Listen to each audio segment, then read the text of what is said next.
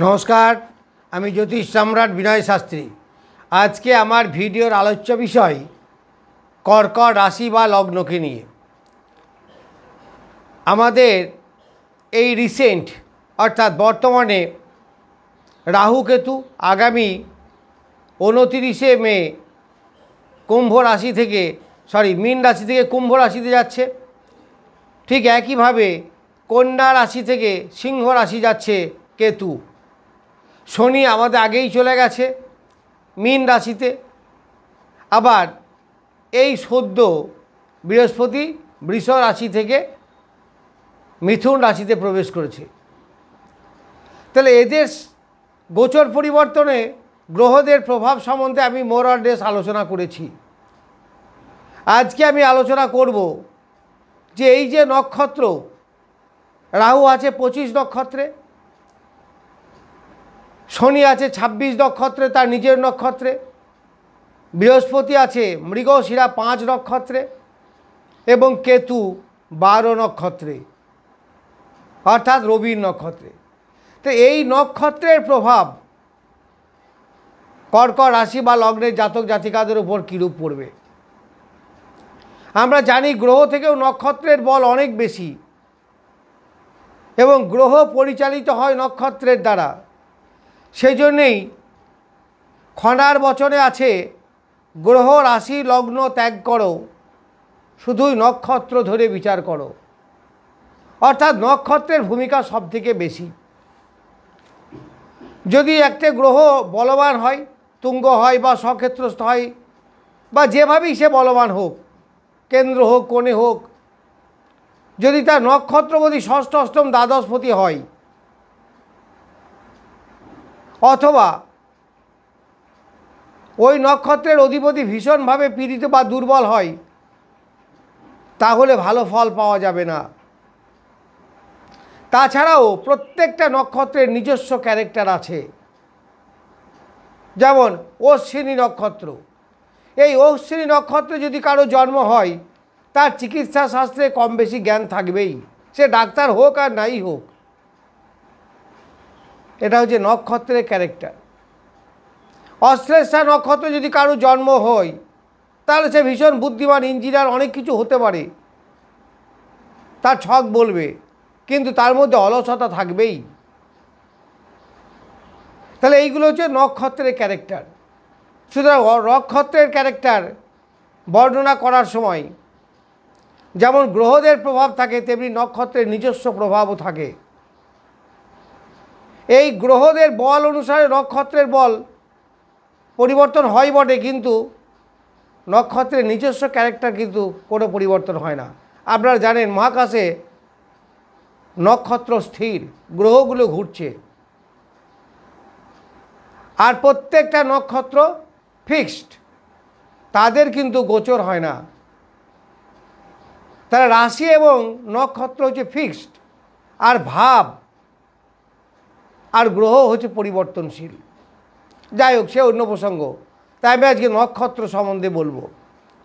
তাহলে গ্রহ দু প্রকার, একটা হচ্ছে মন্দগামী গ্রহ বা ধীর গতিসম্পন্ন গ্রহ, আর কিছু হচ্ছে দ্রুত গতিসম্পন্ন গ্রহ, যেমন চন্দ্র, বুধ, এরা সব, মঙ্গল।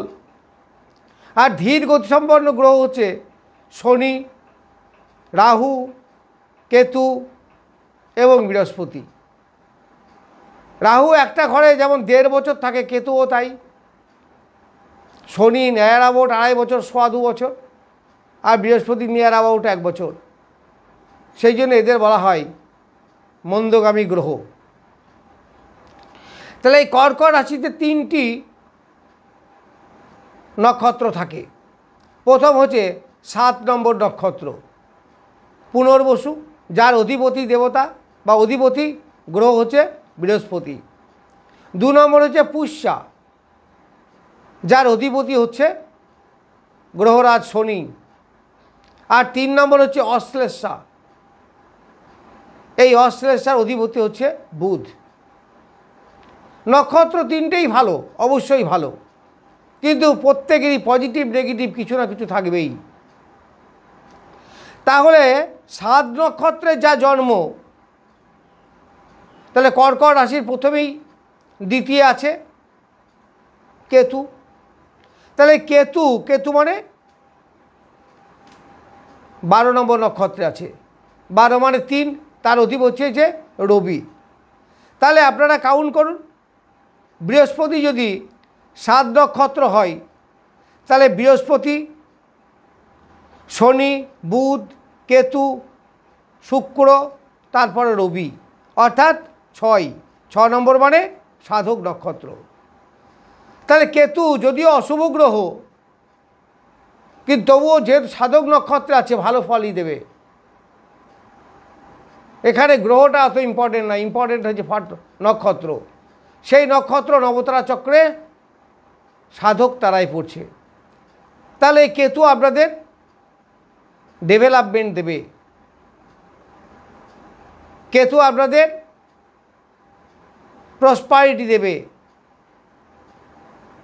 বাধা বিপত্তিকে অতিক্রম করার ক্ষমতা দেবে, শুভ ফল দেবে। কোন দিকে শুভ দেবে? যেহেতু দ্বিতীয় আছে, তাহলে অর্থগতভাবে সে সুবিধা করে দেবে, উপার্জনের সুবিধা হবে। আর বিশেষ করে কেতুর ব্যবসা যারা করে তাদের তো আরও বেশি সুবিধা হবে। তারপরে আমি আসবো 25 নক্ষত্রে। 25 নক্ষত্রে রাহু আছে, পূর্ব ভাদ্রপদ নক্ষত্রে। তাহলে এই পূর্ব ভাদ্রপদ নক্ষত্র,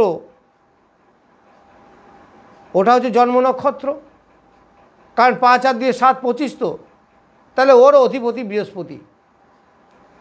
তার মানে রাহু জন্ম নক্ষত্রে এসেছে। রাহু যদি জন্ম নক্ষত্রে আসে, তাহলে অনেক কিছুতে বাধার সৃষ্টি করবে। কারণ জন্ম নক্ষত্রে অশুভ গ্রহ আসা মানে শরীরে একটু ডিস্টার্ব তৈরি করবে।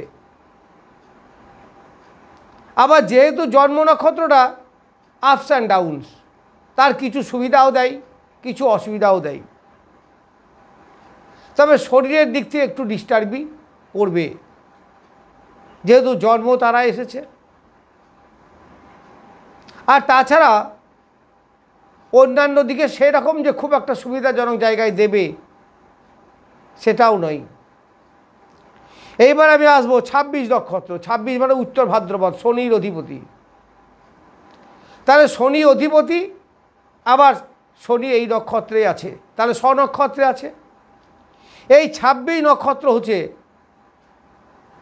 গুনুন না, 7 যদি জন্ম নক্ষত্র হয়, 8 হচ্ছে সম্পদ নক্ষত্র, অর্থাৎ শনি এখন আছে তাহলে সম্পদ নক্ষত্রে। তাহলে 8 মানে 26, 6 আর 2 8।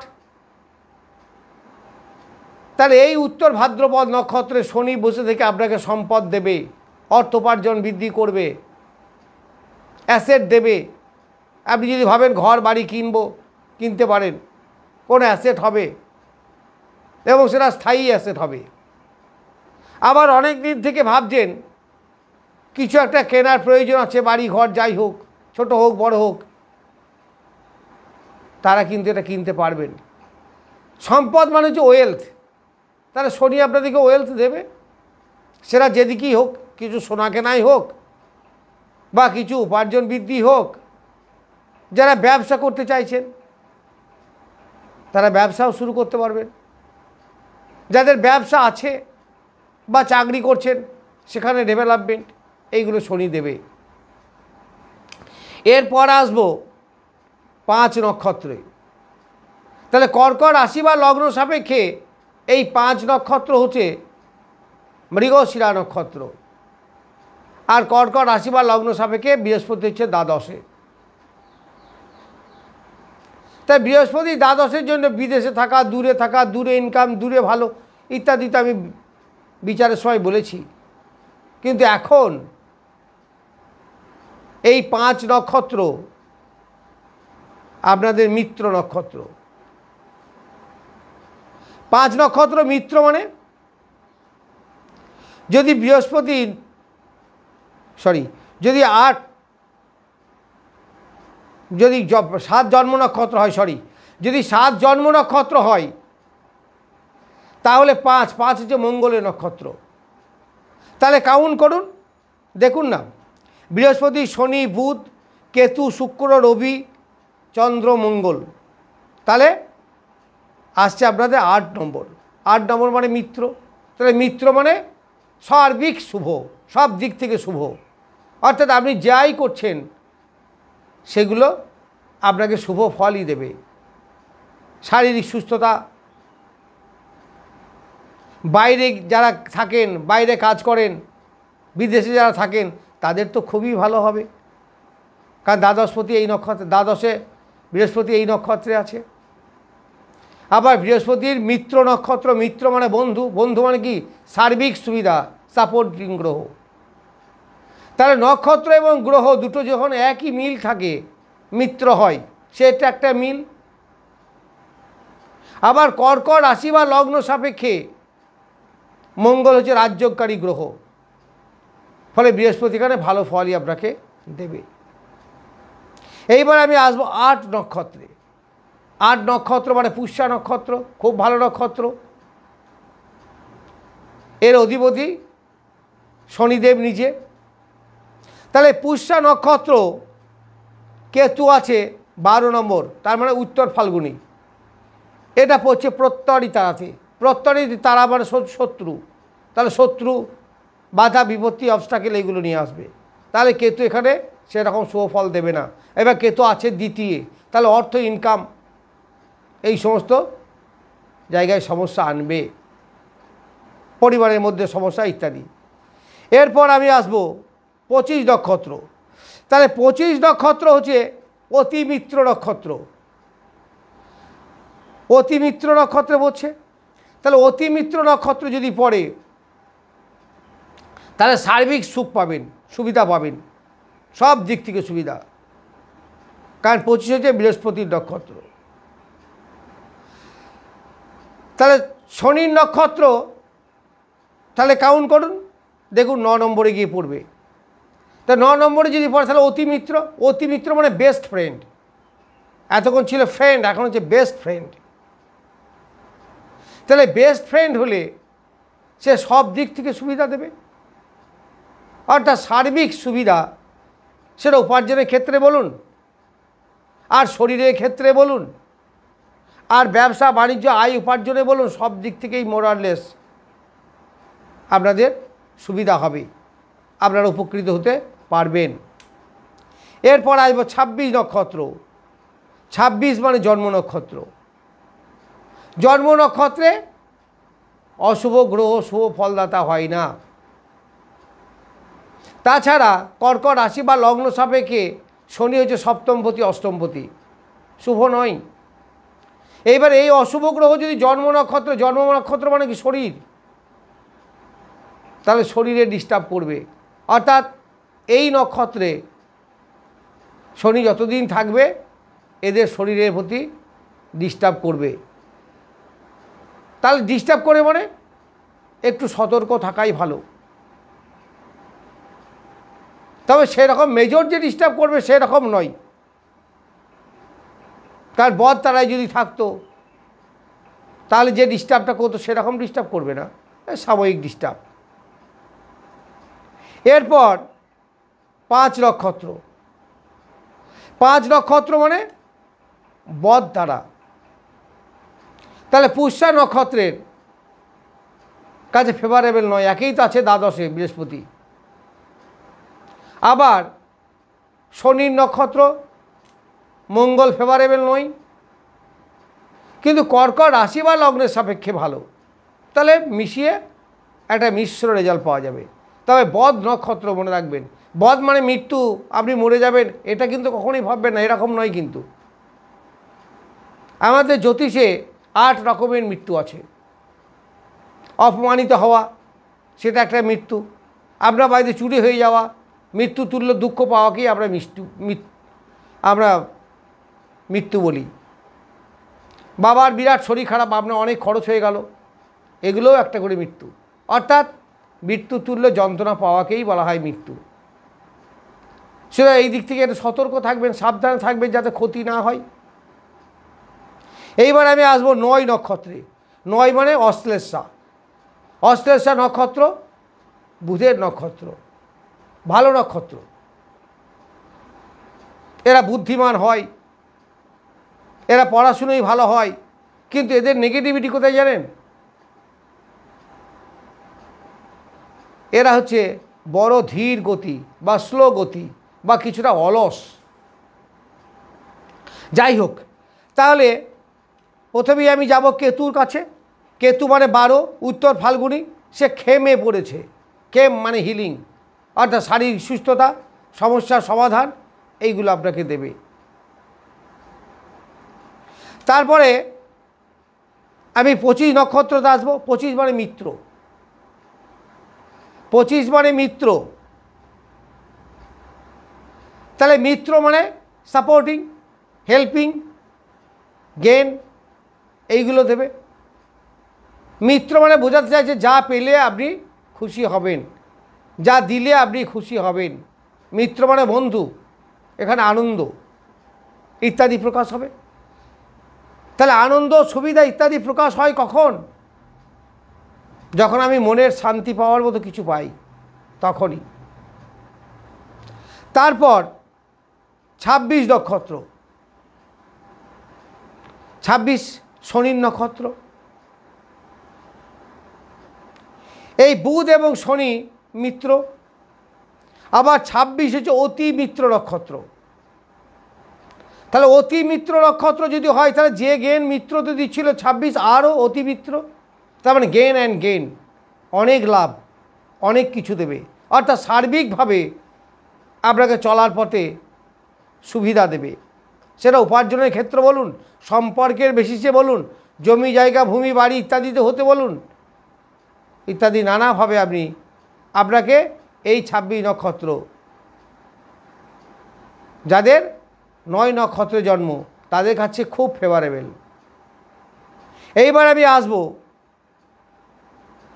মঙ্গলের কাছে, মৃগশিরা নক্ষত্র। এই মৃগশিরা নক্ষত্রে আছে বৃহস্পতি। কর্কট রাশি বা লগ্নের সাপেক্ষে বৃহস্পতি দ্বাদশে বসে আছে। তাহলে এই মৃগশিরা নক্ষত্র পড়ছে সাধক তারাই।